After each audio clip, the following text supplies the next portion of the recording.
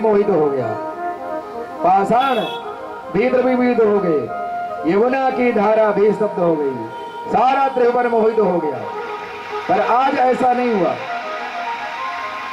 रास बिहारी ने जब राज करने के लिए बंसी बजाई तो जगो कलम बाम दृशा मनोहरम।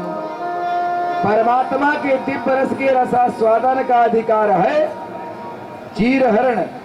चीरहरण हुए, चीरहरण क्या है?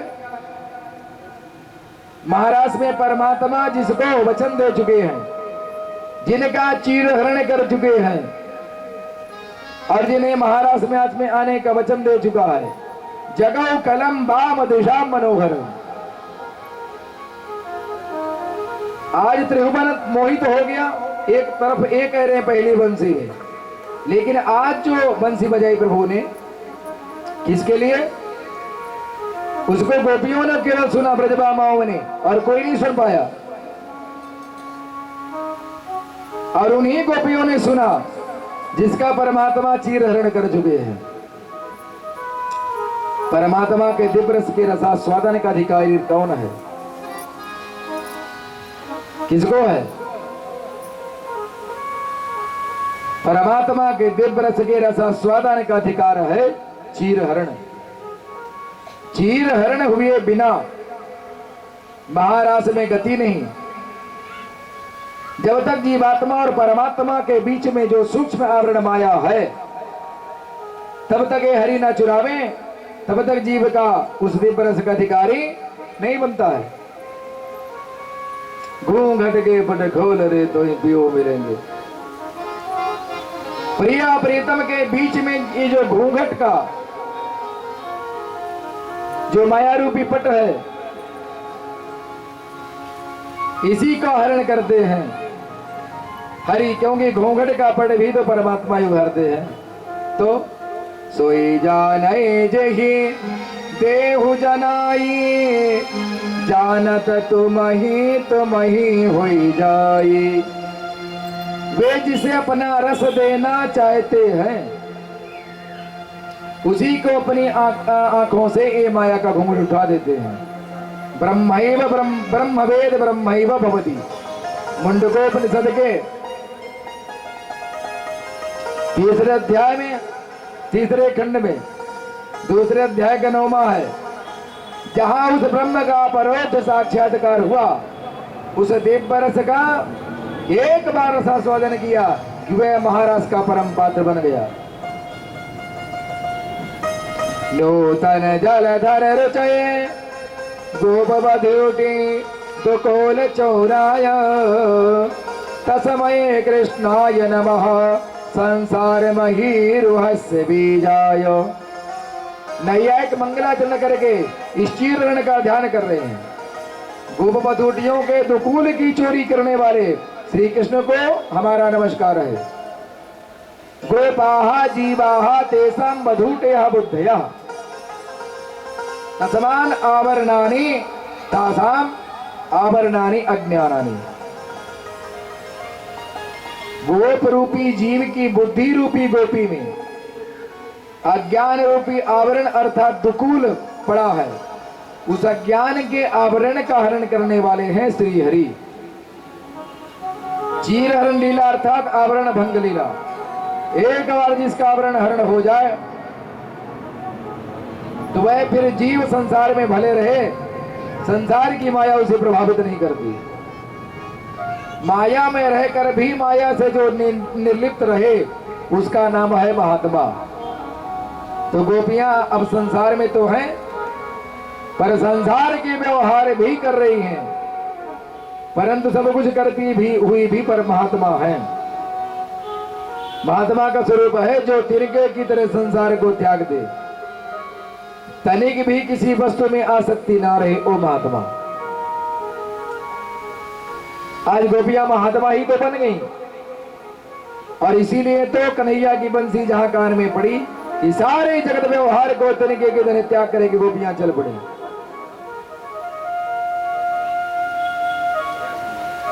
परमात्मा के दिव्य महाराज का अधिकारी कब बनता है व्यक्ति? जब पंचम भूमिका में साधक अपने देह भान को भी भूल जाता है। आज गोपियों की वही स्थिति हुई। बंसी सुनी और साफ भाग खड़ी हुई। तब गोपी गैया कुछ दूर थी, जहां बंसी सुनी कि ध्वनि को वहीं पर पटका और सीधे भागी चली गई। एक गोपी चूल्हे पर बैठे हलवा बना रही थी, जहां बंसी सुनी तो कलछुल हाथ में ले ही चली गई, कड़ाही चूल्हे पर ही छोड़ गई। एक गोपी गहना पहन रही थी तो नाक की नथ कान में लटका ली और चली गई। एक गोपी कपड़े पहन रही थी तो उल्टे सीधे कपड़े ही पहन करके चली गई।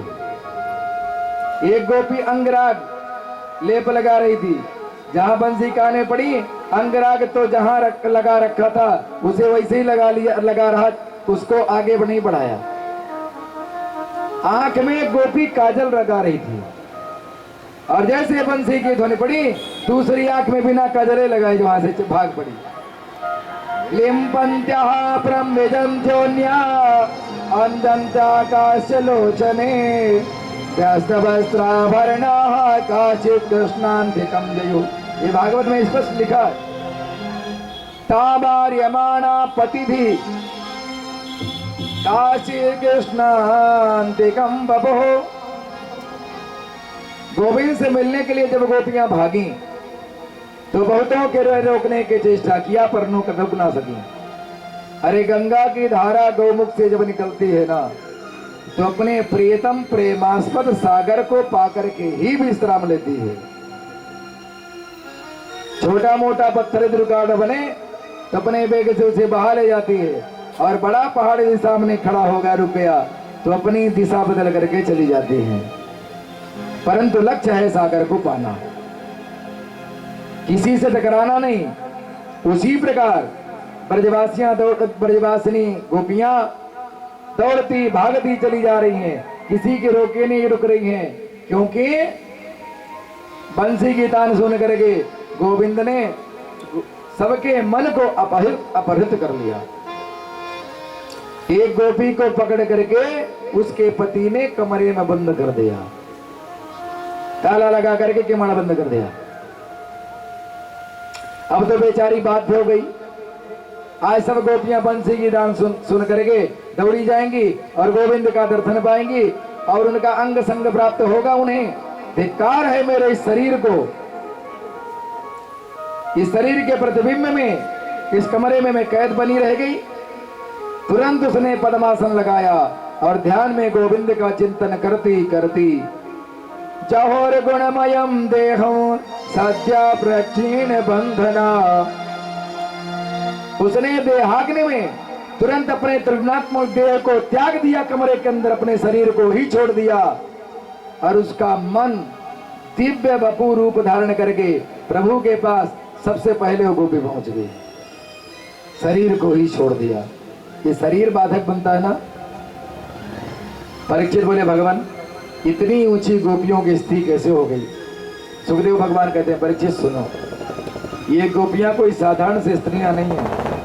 ये बड़े बड़े वीतराग संत जो दंड कारण में विचरण कर रहे थे, भगवान राम को देख करके मोहित हो गए। वे सब सिद्ध कोटि के संत ब्रज की गोपियां बन करके आए और इस दिव्य महाराज के रस का रसास्वादन करने के लिए प्रतीक्षारत थे। सुवाज किसी के रोके कैसे रुक सकते हैं? गोभी इंद्रिय ही कृष्ण रसम पिबत इत गोपी। गोपी का ही तो मतलब होगा जो निरंतर ही कृष्ण रस का पान करते करे, वही है गोपी। गोपियों के पहुंचते भगवान ने सबका स्वागत किया। स्वागतम वो महाभागा, बड़ा सुंदर भाव है। स्वागतम वो महाभागा प्रियम के करवाणि वहा ब्रजस्यानामयं कच्चितो ब्रूतागमन कारणम् ब्रूतागमन कारणम्। अरे गोपियों आओ आओ, आपका स्वागत है। गोपियां इतनी गदगद हो गई कि बंसी बजा करके बुलाया और कितनी प्यार से स्वागत कर रहे हैं हमारे गोविंद, कितनी प्यार से हमको बुला रहे हैं। और जैसे अगला प्रश्न किया, प्रोतागमन कारणम, आ तो गई, स्वागत है, पर आई क्यों, इसका कारण बताइए गोपियों, कैसे आना हुआ। अब तो गोपियां बेचारी मुंह लटका कर खड़ी हो गई, बंसी बजाकर इन्होंने निमंत्रण दिया और अब यही पूछ रहे हैं क्यों आई हो। अरे इसने बुलाया हो उसे पता होना चाहिए हमने क्यों बुलाया है। बेचारी गोपियां क्या उत्तर दें, उन्होंने बंसी बजा करके बुलाया और बुलाने वाला ही पूछ दिया अब क्यों आई हो, तो कैसा लगेगा। मौन रही, कुछ नहीं बोली। भगवान आज इनके हृदयगत प्रेम को प्रकट करवाना चाहते हैं। ये अपने मुंह से अपने प्रेम को प्रकट करके कहें, परंतु किसी भी अपने हृदय में किसी को प्रेम स्पष्ट रूप से कहना बड़े साहस की बात होती है। गोपियां कैसे भगवान से कह दें कि हमारा आपसे प्रेम हो गया है, साहस होना चाहिए इसके लिए भी। तो सब गोपियां मौन खड़ी हैं और भगवान आज पीछे पड़े हैं। आज इनके मुंह से कहलावा करके ही रहूंगा, भगवान ने निषेध कर लिया है।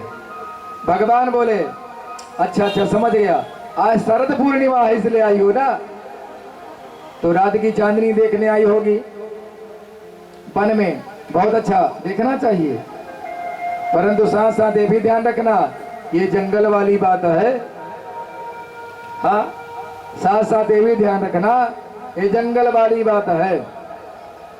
इस जंगल में हिंसक जानवर खूब घूम रहे हैं, तो चांदनी देखते देखते कहीं आपको देख लिए भालू शेर तो लेने के देने पड़ जाएंगे। दृष्टम बनाम को स्वप्नम राकेश कर रंजितम, चंद्रमा की चांदनी बहुत अच्छी तरह देख ली होगी। अब जाओ गोपियों, गोपियों ने सिर हिला दिया, हम एक चांदनी देखने थोड़े ही आई हैं, बहुत बार देखी है चांदनी। भगवान ने फिर पूछा अच्छा तो फिर क्यों आई हो बताओ तो। ओह, लगता है अपने पतिदेव से झगड़ा हो गया सो भाग आई हो। ऐसे भी हो, चाहे जितना महाभारत हो जाए घर में, पर कोई भी स्त्री को घर छोड़ करके नहीं भागना चाहिए। पता है स्त्रियों का परम धर्म है पति की सेवा करना, स्त्री का पति ही परमात्मा होता है। पर पति परमात्मा की सेवा करो, घर में जाओ, पति भले ही क्रोधी हो, निर्धन हो, कोढ़ी हो, कैसे भी हो, पति स्त्री भी नहातव्य। गोपियों ने सिर हिला दिया, अच्छा अच्छा महाराज हमारा किसी से कोई झगड़ा नहीं हुआ, तो आगे बोलो। भगवान ने फिर पूछा पर कोई संकट आया नहीं, चांदनी देखने आई नहीं, परिवार में झगड़ा हुआ नहीं, तो क्या मुझसे मिलने आई हो, मेरे प्रेम में खिंची चली आई हो। तो एक बात और सुन लो, ये प्रेम तब तक अच्छा है जब तक दूरी बने रहे गोपियों। अधिपरिचयाद अवज्ञा, अधिपरिचय हो जाता है, निकटता बढ़ने लगती है, तो मन के अंदर थोड़ा दोष दर्शन भी देखने लगते हैं और प्रेम में खटाई भी पड़ने लगती है। अरे मुझसे तुम्हारा प्रेम है तो उसके लिए यहाँ जंगल में मुझसे मिलने की क्या जरूरत है। मेरी चर्चाएं आपस में एक दूसरे को सुनाओ, आंख बंद करके मेरे स्वरूप का ध्यान लगाओ। मैं सुबह शाम जब गैया चराने जाता हूँ तब मेरा दर्शन कर लिया करो। श्रवणा दर्शना ध्यान मयि भावनो कीर्तनात् नादधा सन्निकर्षेण प्रतियातो ततो गृहान।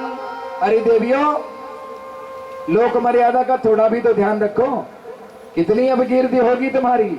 जाओ घर जाओ, घर में बैठ करके मेरा ध्यान लगाओ, मैं वहीं आ जाऊंगा। लोक लाज का कुछ तो ख्याल रखो। जब भगवान ने स्पष्ट कह दिया कि जाओ, तब गोपियों के सारे मनोरथ भंग हो गए। चिंता के मारे नीचे सिर झुकाए, पैर के अंगूठे से धरती को खरोचने लगी। मन में आपस में बोली, बहन जब से आई हैं तब से खड़े खड़े सरकार बस प्रवचन दे रहे हैं, यदि इन्हें ठीक से जवाब नहीं मिला तो ऐसे ही खड़े खड़े उपदेश ही देते रहेंगे, सारी रात बीत जाएगी। तब सब गोपियों ने मिलकर मधुर गीत गाया जिसका नाम है प्रणय गीत। सुंदर भाव में उसका मैंने उद्धृत किया है। आप भी आनंद लीजिए इस प्रणय गीत को। तो जब से देखी है सपन में, जब से देखी है सपन में मैंने सूरत श्याम की, जब से देखी है सपन में मैंने सूरत श्याम की, जब से देखी है सपन में मैंने सूरत श्याम की, तब से रटना लग रही है बस उन्हीं के नाम की, तब से रटना लग रही है बस उसी के नाम की, तब से देखी है सपन में मैंने सूरत श्याम की, जब से देखी है सपन में मैंने सूरत श्याम की, तब से रटना लग रही है बस उन्हीं के नाम की, तब से रटना लग रही है बस उन्हीं के नाम की। जिसका मन करे नाच सकते हो, मना नहीं है। ये असली यही पर आज का असली है कथा। आज समझ में आ गई तो कल आ जाएगी।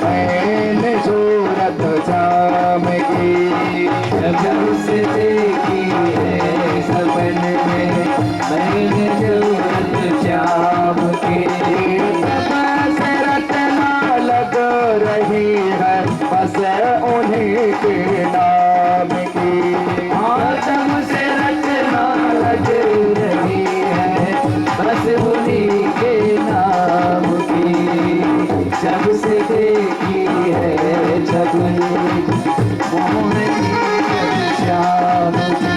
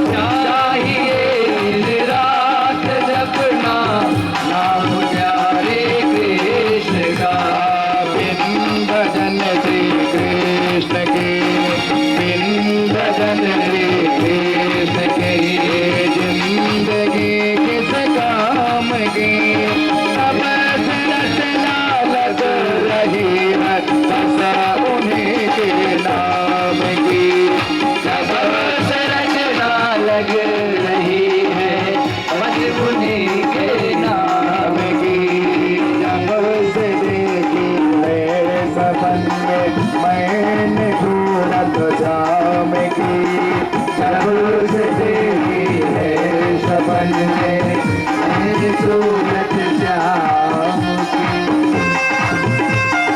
हरि बोल।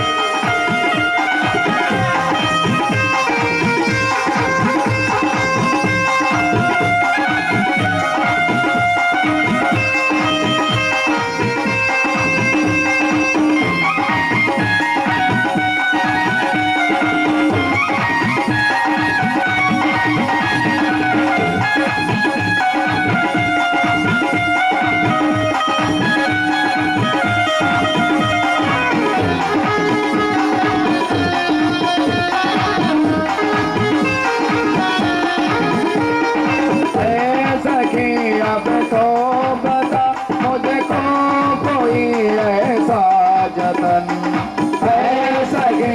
अब तो बता मुझको ऐसा कोई जतन है सके। अब तो बता मुझको कोई ऐसा जतन है सके। मुझको बता मुझको जतन है श्याम की। देख जावे प्यारी जागी, देख जावे प्यारी जागी, उस मनोहर चाम की तब से रचना लग रही है बस उन्हीं के नाम की। तब से रचना लग रही है बस उन्हीं के नाम की। तब से देखी मैं सपन में मैंने सूरत श्याम की। जब से देखा मैंने सूरत श्याम की।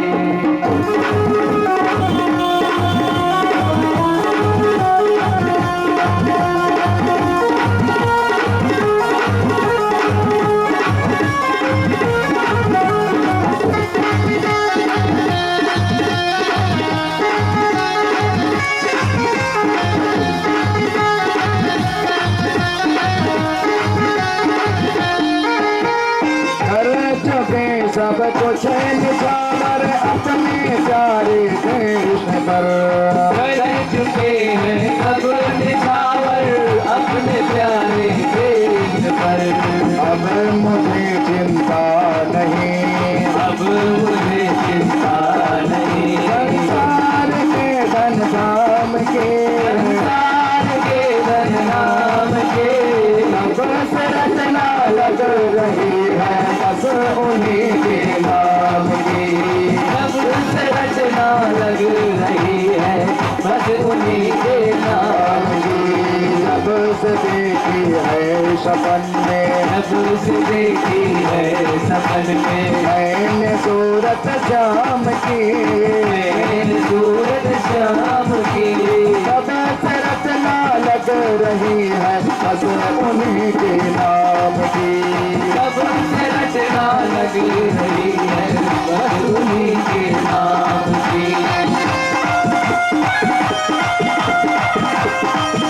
हरि बोल।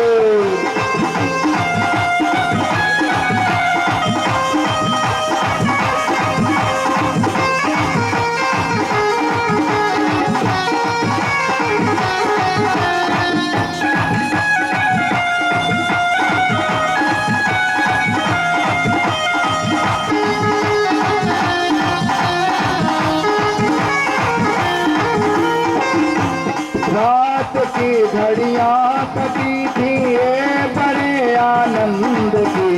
रात के घड़ियां कटी थी ये बड़े आनंद की।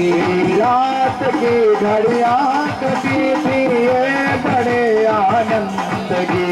रात की घड़ियां कटी थी ये बड़े आनंद की। नाच दिया गोम की, नाच दिया गोम की। जब मूरत घन श्याम की, जब मूरत घन श्याम के रचना लग रही है बस उन्हीं के नाम की। सब रचना लग रही है बस उन्हीं के नाम की। जब से देखी है सपन में, देखी है सपन में मैंने सूरत श्याम की।